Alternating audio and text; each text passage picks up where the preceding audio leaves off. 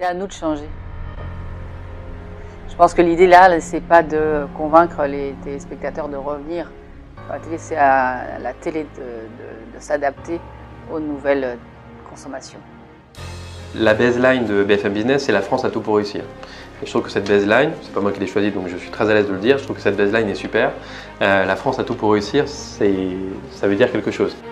Ce qui m'intéresse plutôt, c'est les personnalités qui vont apporter quelque chose et qui vont changer un peu le point de vue du consommateur. Il faut qu'on soit hyper rigoureux, authentique et trouver des sujets que les autres n'ont pas traités. Voilà. Ça c'est super quand on se dit tiens, ce sujet-là on l'a vu nulle part ailleurs, on l'a vu sur Brut, et ben c'est super pour nous, quoi. Ma clé, c'est de faire entrer les nouvelles générations dans nos métiers. C'est de leur donner la possibilité d'être visibles, c'est leur donner la possibilité de produire des contenus qui vont aussi aller toucher le linéaire, les plateformes, les réseaux digitaux, etc. C'est-à-dire que si ma génération, si la génération d'avant moi, parce qu'il y a des plus vieux quoi dans la télé, ne décide pas à un moment donné d'ouvrir les portes à cette nouvelle génération, bah, je vous le signe, demain on sera les grands-parents du contenu, quoi. C'est très difficile de définir la culture parce qu'on peut dire que c'est un domaine plus un autre. Et c'est une façon de réfléchir et de se poser dans le monde par rapport aux autres. La curiosité, quand j'étais président d'Arte, on disait qu'on avait pris pour slogan « Vivons curieux ».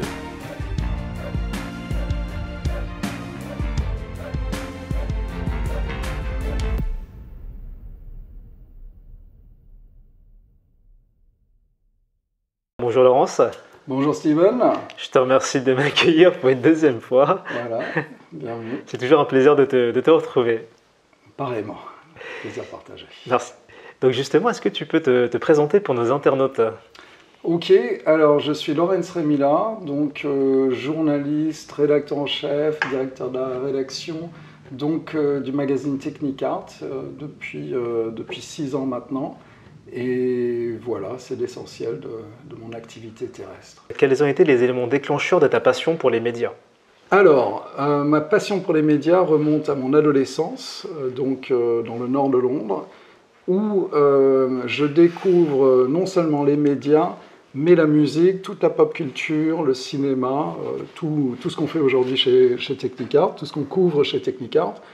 Et je découvre tout d'un coup à partir de 13 ans. C'est-à-dire que jusque-là, j'étais complètement coupé de toute pop culture, coupé de tout ça, pas de musique ni rien, élevé par des parents un peu baba cool pour rester poli. Et donc, quand je découvre la musique et tout le reste, et les médias vont avec, c'est vraiment...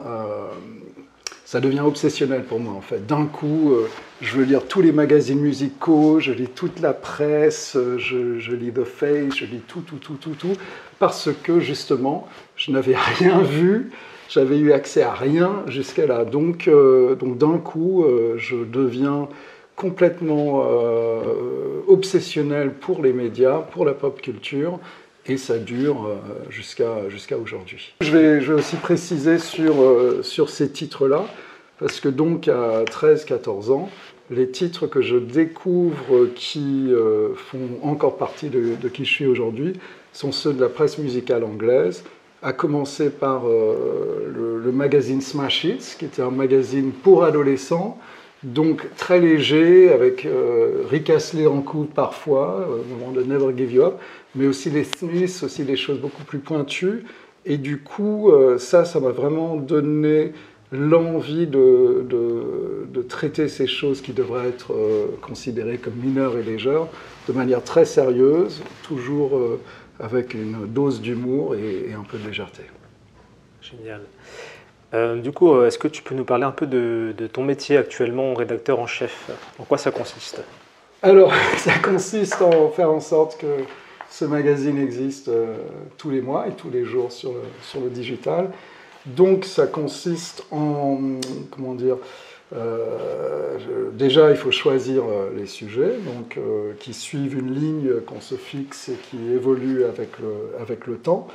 Et faire en sorte que tout soit fait de manière aussi glam que possible, même quand on traite de sujets sérieux. Donc on essaye toujours d'avoir une touche un peu glamour et toujours pop.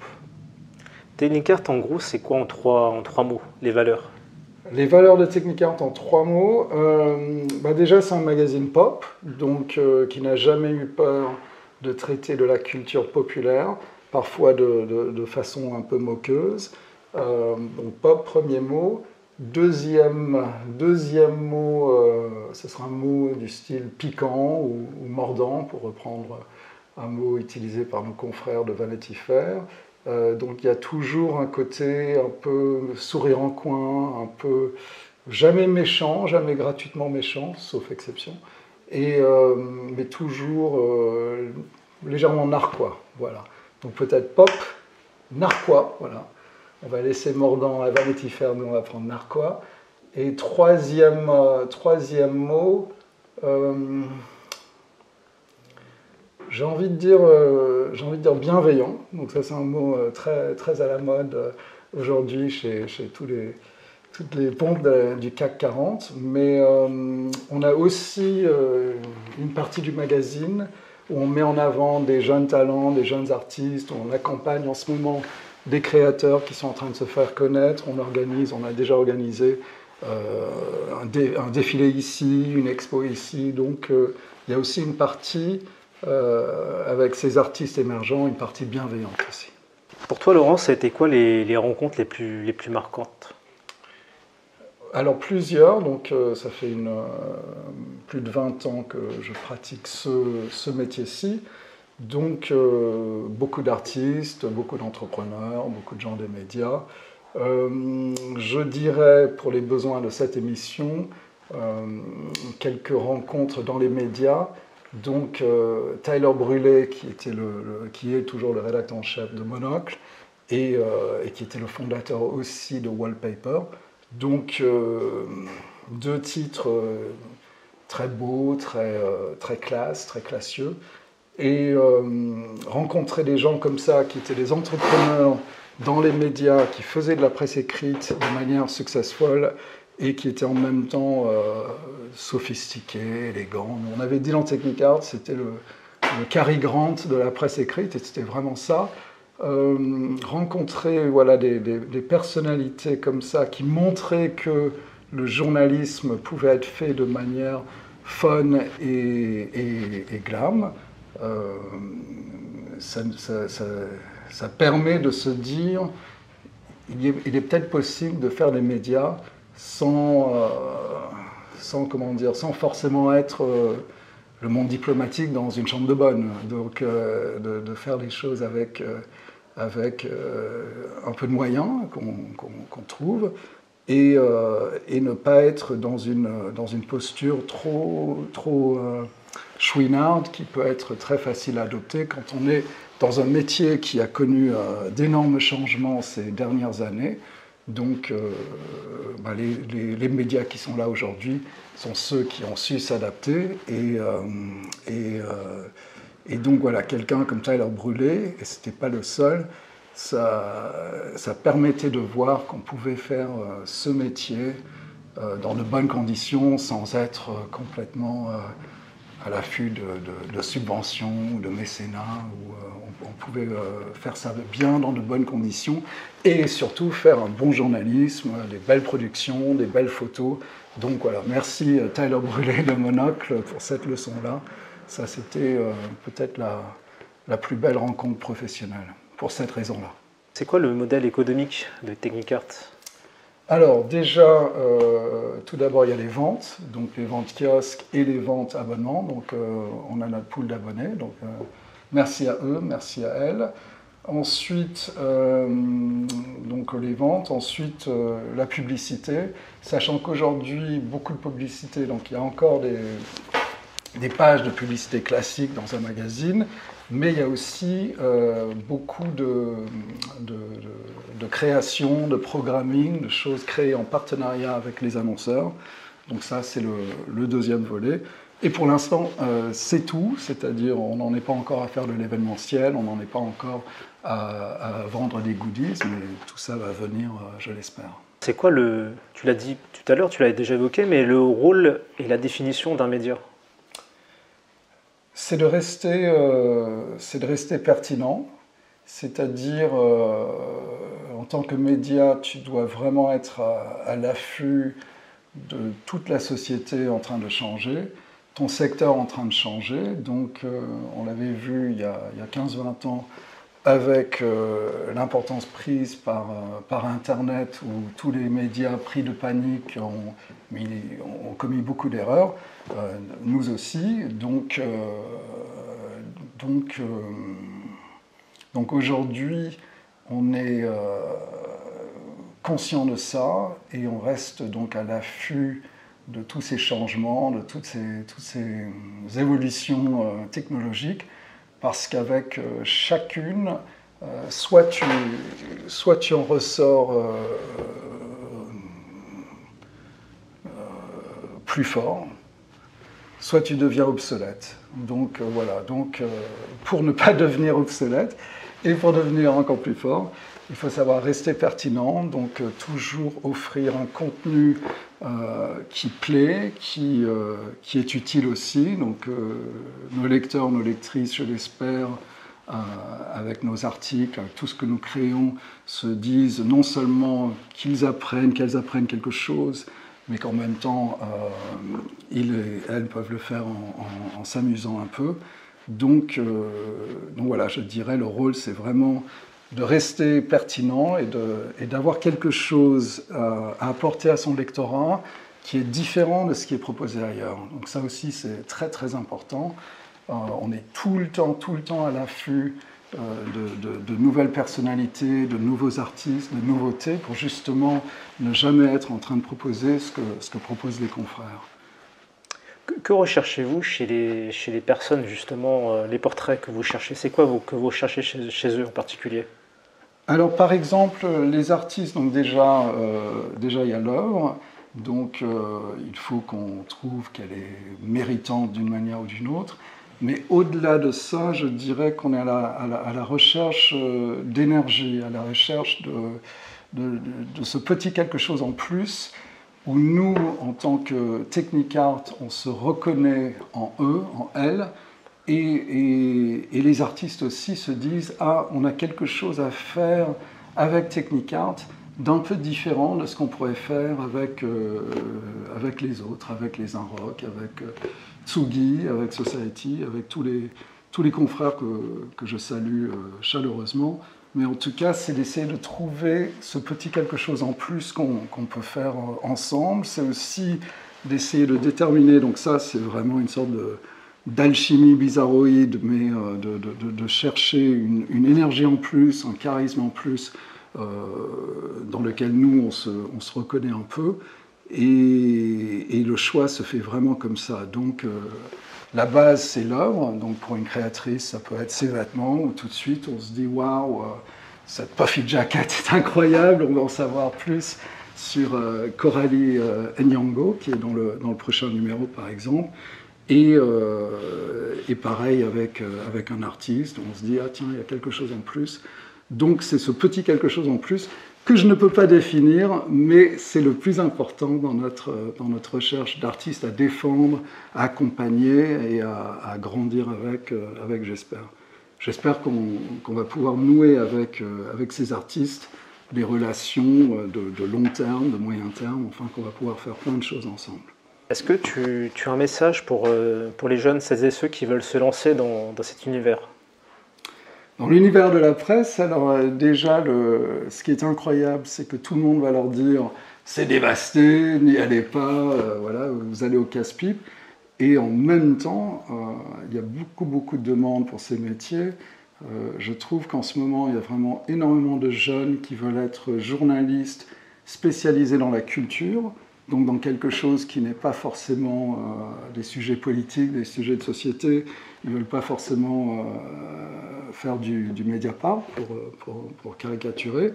Et du coup, on se dit, tiens, il y a une nouvelle génération qui a envie de se positionner sur la culture, qui a toujours été très important dans l'ADN de Technicart. Et qu'est-ce qu'on peut leur donner comme clé, qu'est-ce qu'on peut leur donner comme... on essaye d'éviter les conseils, de montrer par l'exemple, mais qu'est-ce qu'on peut leur montrer comme exemple, Et on leur dit, ben voilà, trouvez votre culture à vous, votre voix à vous, les artistes que vous avez envie de défendre, et ensuite soignez aussi le style, donc comment dire, le journalisme, étudier les grandes signatures, étudier les grands portraitistes, étudier les classiques, donc Joan Didion, Tom Wolfe, Nick Kent, voilà, qu'on salue et qui habite pas loin de Paris. Mais en tout cas, voilà, nourrissez-vous des grands qui vous ont précédés, et puis, et dernièrement, entraînez-vous à avoir des idées. Voilà. Quand j'ai commencé à Technicart, j'envoyais 4 mails par jour, 4 idées différentes, tous les jours, et puis au bout d'un moment, il y en a qui prennent, il y en a qui tombent au bon moment aussi, parce que les personnes peuvent être un peu dépitées parce qu'elles n'ont pas de réponse de la rédaction en chef, et du coup, il faut leur dire non, vous avez peut-être l'idée du siècle, mais elle est tombée au mauvais moment. Donc insistez, imposez votre voix, votre style, trouvez ce que vous avez à apporter à la presse parisienne. Voilà. Comment se passe une journée? Enfin, j'imagine chaque jour est différent quand tu es rédacteur en chef. Comment ça se passe? Tu te lèves à quelle heure? Parce que voilà, alors je me lève très tôt, mais c'est parce que que j'ai des enfants en bas âge. Ouais. Et c'était quoi la deuxième question, pardon? Tu as des rituels? Des rituels, alors bonne question, qu'est-ce que je lis en premier? Qu'est-ce que... Ben, je m'accorde, donc je vais te raconter ma vie, Steven. Donc je prends le train tôt le matin, et pendant une trentaine de minutes, donc je vais lire, oui, la presse du jour. On consomme aussi ici chez Technicart énormément de presse spécialisée dans la mode, dans la culture, donc on essaye de se tenir, et on se tient au courant de tout ce qui sort, donc au cinéma, dans l'édition et en musique. Donc ça, voilà, le minimum, c'est déjà de savoir tout ce qui se passe à Paris, ça c'est le minimum. Ensuite, on se nourrit aussi énormément de titres internationaux, donc aussi bien le Financial Times Weekend, qui est un peu une bible pour nous, que le Private Eye, qui est peut-être mon magazine préféré, qui est donc un magazine satirique anglais qui existe depuis les années 60, et qui pour les Français, les Françaises, je dirais, ça ressemble. Il y a des blagues en plus, et bon, il y a toute une partie qui n'est pas directement liée à l'actu, mais ça ressemble à la rubrique média du Canard enchaîné, où il y a les potins du milieu, donc c'est sur une colonne chaque semaine dans le Canard. Sauf que Private Eye, ils ont fait ce journalisme très moqueur et très précis sur les médias, sur le monde de la pub aussi. Et ensuite, eux, ils font aussi beaucoup plus de politique. C'est un magazine sérieux. Ils ont des journalistes qui, s'ils étaient américains, ils remporteraient le prix Pulitzer chaque semaine. Et nous, on s'en inspire très modestement pour le moment, pour la façon dont nous couvrons les sujets médias qui prennent de plus en plus d'importance pour nous. Donc on va parler des confrères, parfois un tout petit peu moqueurs, mais en tout cas toujours avec des informations. Et surtout, ça permet de parler de notre métier, de montrer que notre métier est important et intéresse les gens. Et donc on va parler de DA de la place parisienne, de publicitaires, d'autres rédacteurs en chef. Donc voilà, ça me vaut quelques appels de temps en temps. Et donc voilà, ça c'est l'influence du Private Eye, c'est-à-dire de faire un journalisme de milieu sur les secteurs qui sont aussi les secteurs qui nous lisent. Donc les boîtes de production, de pub, les autres magazines, les autres médias du net, les pure players, tout ça c'est des lecteurs, des lectrices de Technicart. Et donc on en parle avec de plus en plus de précision et puis aussi de plus en plus d'humour. Donc on aime bien taquiner les confrères, mais toujours dans le but d'apporter quelques infos pour l'ensemble de notre secteur. Tout ça pour dire, dans le train, je lis d'abord les confrères, et puis ensuite, je me nourris aussi de la presse internationale et beaucoup de magazines de mode aussi. Ça, c'est en train de devenir quelque chose de plus en plus important pour nous. Donc là aussi, on se doit de lire Eisner Bayeti, les différentes éditions du Vogue, les différentes éditions du Harper's Bazaar, W Magazine, très très très très beau magazine, très réussi, dont la rédaction en chef, donc la direction artistique vient d'ailleurs d'être repris par deux jeunes Français de grand talent. Et donc, on se nourrit de tout ça. Et ensuite, une fois qu'on a digéré cette masse d'informations du moment, eh ben, on essaye d'en faire quelque chose à part, quelque chose qui est complètement technicart, sans pouvoir pour autant définir ce que veut dire être technicart. Donc, ça, par exemple, c'est les dernières. Donc, toujours avec un grand travail sur la couve aussi, ça c'est très important pour nous, de réussir visuellement, graphiquement la couve. Donc ça c'est des métiers d'un autre temps, j'ai parfois cette impression-là. Ensuite, de faire tout un travail sur la titraille pour mettre en avant le fait qu'on se veut un accélérateur d'idées, donc l'idée avant tout. Et ensuite, oui, la montrer de la façon la plus visuelle, la plus marquante, la plus puissante possible. Voilà, ça c'est vraiment le numéro qui est en kiosque et que j'aime beaucoup, je trouve. Puis c'est très riche en termes d'informations. J'ai lu là déjà. Enfin, sans te mentir, quand j'ai ouvert le magazine, j'ai trouvé j'ai plus d'interaction avec la matière qu'avec une tablette numérique. J'étais submergé d'informations, mais très très agréable, tu vois. De lire sur papier, c'est pas pareil. Hein. Ce n'est pas pareil, absolument, absolument, absolument. Moi-même qui est connecté 24 sur 24 sur une tablette, sur un téléphone pour suivre l'actu, le luxe ultime pour moi en ce moment, c'est quand je me retrouve, c'est extrêmement rare, avec un livre et où j'ai plus de batterie par exemple, donc je suis obligé de me concentrer sur mon livre et lire le livre plutôt que de faire semblant de le lire. Et là, tu te dis, ah tiens, c'est un vrai plaisir, tu te retrouves avec toi-même, tu te retrouves avec la voix de l'auteur, de l'autrice, et c'est vraiment agréable. Donc je suis très heureux de t'entendre dire ça, et je trouve que même si nous, on prévoit toujours le pire, donc on se dit, ah peut-être il n'y aura plus de papier dans 10 ans, dans 20 ans, bon. Donc là aussi, on se doit de renforcer ce qu'on propose, donc les articles, les productions, les photos, les films et tout ça, pour qu'ils puissent être lus sur n'importe quel support. Donc quand je dis le grand challenge aujourd'hui pour les médias, c'est de savoir rester pertinent en s'adaptant, c'est exactement ça. C'est-à-dire, tu produis un contenu de qualité qui peut être lu et apprécié sur n'importe quel support, et en te disant, voilà, peut-être dans quelques années, il n'y aura plus de papier. Bon, cela étant dit, le plaisir qu'on a, en effet, de se plonger dans une œuvre de papier, je pense que ça va quand même garantir, en tout cas les livres pour ces prochaines années, et puis je pense les magazines aussi. Je pense que un challenge du moment, c'est comment faire en sorte que ton magazine, donc déjà que ce soit un objet de désir et que la personne le lise en se sentant bien, en apprenant des choses, en s'amusant un peu, en rigolant un peu peut-être, si on a réussi quelques blagues, et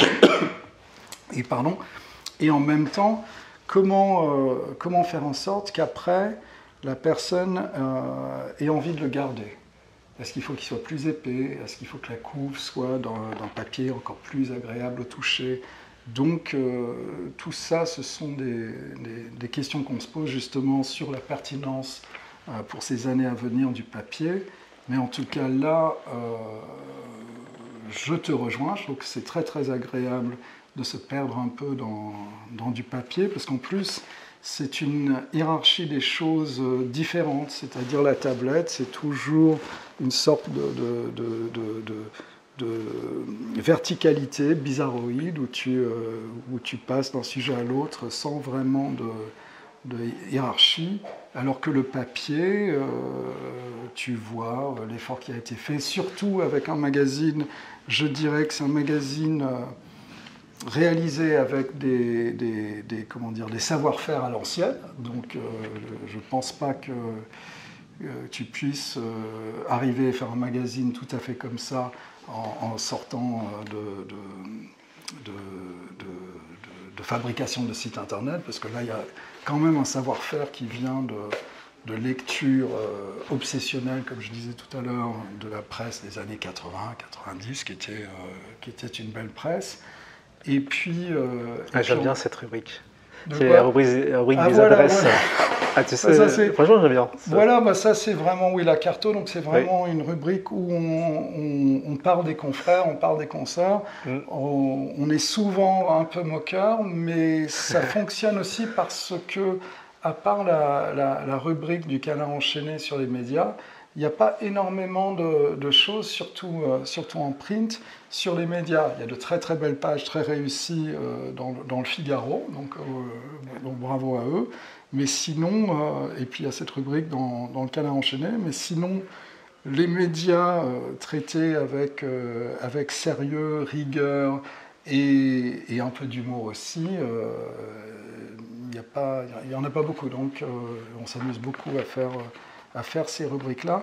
Mais tout ça pour dire que tous ces contenus sont créés avec des savoir-faire qui sont ceux de nos ancêtres de la presse magazine des années 60, 70, 80, 90, et en même temps toujours tournés vers l'avenir. Donc on a un savoir-faire qui est celui de fabricants de presse magazine depuis longtemps, et en même temps, on s'en sert pour regarder les tendances émergentes, les artistes à suivre, tout ce qui va bousculer les prochains mois, les prochaines années de nos lectrices et lecteurs. Quelles sont les personnes que tu aimerais remercier, qui ont fait de toi ce que tu es? Ouh là là, ce que je suis, vaste question. Non, je dirais de ce qu'est le magazine aujourd'hui plutôt. Et ça, ce sont toutes celles, tous ceux qui sont passés dans les pages du magazine à un moment ou à un autre. Donc, tout ce qu'on est aujourd'hui, c'est quand même le fruit de beaucoup de journalistes, de photographes, d'illustrateurs, d'illustratrices. Donc, je remercierai tous ceux qui, un jour, ont collaboré au magazine, ou une semaine, un mois, un an, 2 ans. Merci à eux, merci à elles, parce que c'est grâce à tout ce qu'ils ont apporté qu'on est ce qu'on est aujourd'hui. Génial, Laurence. Écoute, je te remercie vraiment pour ce moment, ce temps. Merci à toi, Steven. Et l'aventure continue. Très bien, vive la suite.